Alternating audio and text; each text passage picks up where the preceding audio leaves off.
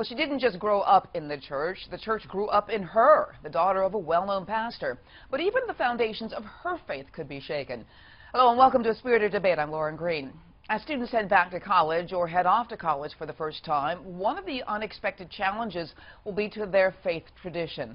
Andrea Lucado knows firsthand. She is the daughter of theologian and best-selling author Pastor Max Lucado.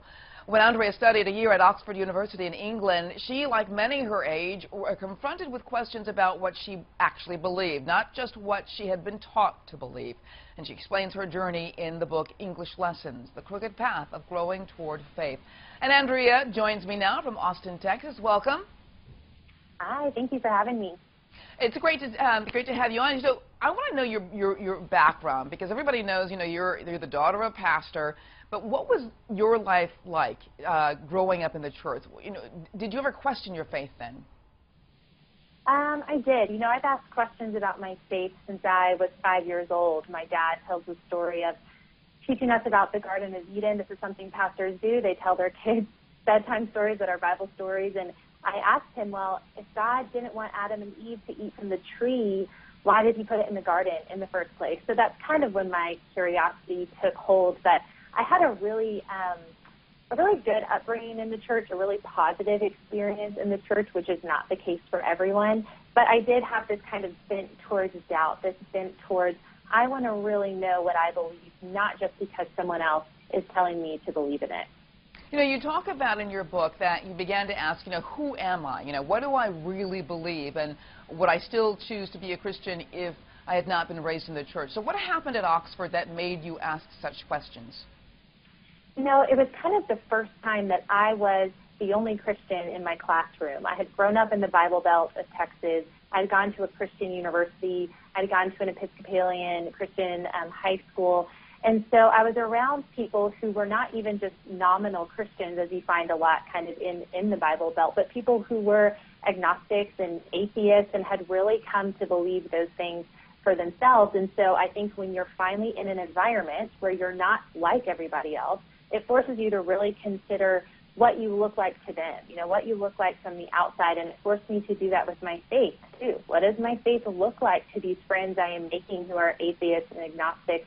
How crazy must it sound to believe in someone like Jesus, who was God's son? So that's kind of where it started, was in that classroom.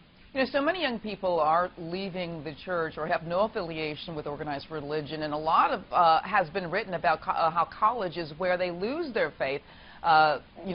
Many accuse them of being indoctrinated in a more secular worldview. Why is it that at college that happens?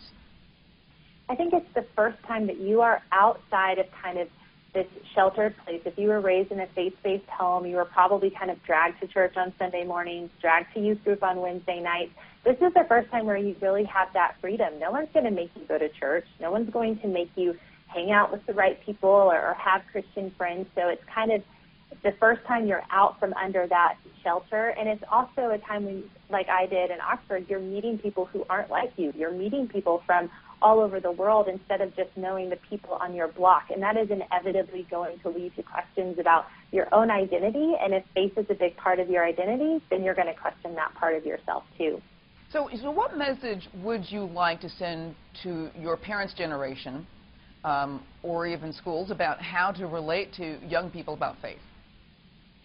So I think the biggest thing that my parents did for me growing up, kind of when I went through seasons of doubt or kind of after my time in Oxford, was that they just listened. They listened to me. They didn't seem to be afraid of my doubts. They didn't seem to kind of push them aside. They didn't try to fix them, especially in high school. I think when I was in college, when I was in grad school, I wasn't talking to my parents as much about doubt. That was a lot of kind of my own personal conversation with God. But I think the biggest thing that you can do is not try to fix them, not get scared, not throw scripture at them or theological or apologetics books at them, because that could potentially push them farther down the road that you don't actually want them to be going down.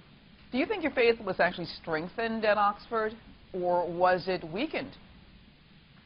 It was strengthened. It started off feeling like it was weakening, which is interesting. And I think that can happen when you're going through different seasons of faith. It can kind of feel like nothing is happening. It can feel like you're in a spiritually dark place. It can feel like you're in kind of a desert. But a lot of times there's stuff happening kind of beneath the doubt. And Christian Wyman wrote a book called My Bright Abyss, and he talks about how doubt is active and not passive. So even though it might feel like nothing is happening, it felt like that for me in Oxford when I was in kind of this dark season of doubt. There was a lot of growing and wrestling and things happening kind of beneath the soil, so that when I came out of it, I was really able to grasp my faith as my own instead of hold on to it as something that my parents passed down to me. Very interesting stuff. All right. Thank you so much, Andrea. The book is called English Lessons, The Crooked Path of Growing Toward Faith. Andrea Lucado, thanks for being on A Spirited Debate. Thank you for having me. And thank you for watching.